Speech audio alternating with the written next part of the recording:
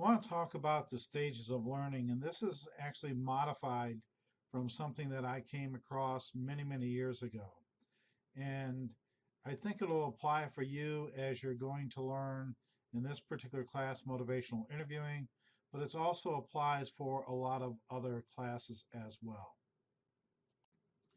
The first stage that you start off with is the unconscious incompetence. This is where the skills that you have, you're not even aware at this point in time that you aren't doing them correctly. So this is what is called the unconscious incompetence. You're not even aware of what you're doing is wrong. From there, from unconscious incompetence, you move to a state that I call conscious incompetence, and that means that you are aware right now of when you're doing something wrong. You're aware if you say different things wrong. You're aware if you're asking too many closed-ended questions. You become aware of when things aren't going right. From there, from conscious incompetence, you move into conscious competence. This is where you become aware that you're asking the open-ended questions, you're doing the reflections in the right manner, the summarizations are there, that your motivational interviewing skills are now becoming better, but you have to consciously think about it in order for it to take place. The last quadrant now is unconscious competence. This is where your conversation flows without even thinking about it, without any consciousness on your part. The questions are open-ended, the reflections are very natural, everything is moving smoothly, and it's not a very conscious aspect on your part, but just seems to flow as the process of what you've learned. Now, the reality is that by the time you get through this course, very few of you, and there's only going to be very few times that I think that you're going to be in the unconscious competence.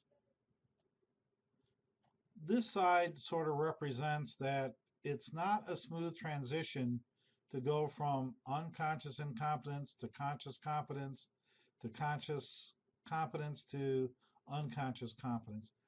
You tend to start in one place, you move over into conscious incompetence, you may move back into conscious incompetence or unconscious incompetence, you move up into conscious competence, you may get into the unconscious competence, and then you move back over to the conscious incompetence.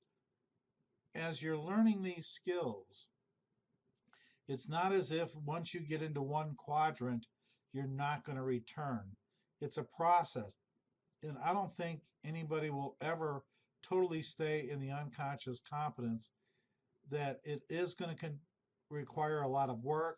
And at times, you're going to fall back into old habits that you're not even aware of, that'll even put you back in the unconscious incompetence, of which at that point in time, you have to start thinking about stuff and become aware of that, which moves it into the conscious incompetence, and then you move forward. It's a transition, it's a process.